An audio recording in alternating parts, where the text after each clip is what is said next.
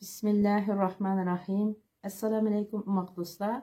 Uyghur ana tili öğreniş dersxonamizga hoş geldinglar. Bugün biz toshqandagi ti'ni öğrenimiz.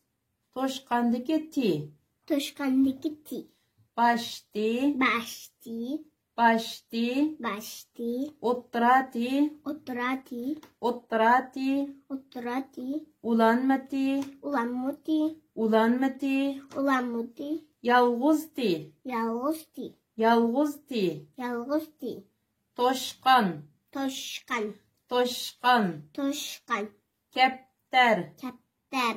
Kaptar. Kaptar. It. It.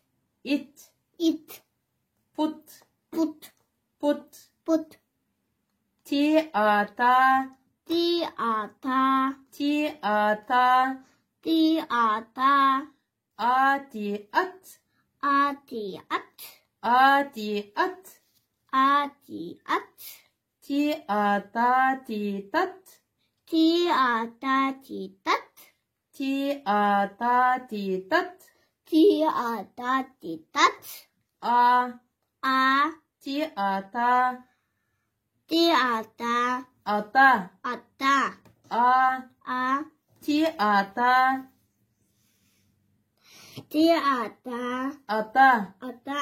Tiata. Tiata. Ni ana. Niana. Tana. Tana. Tiata. Tiata. Ni ana. Niana. Tana.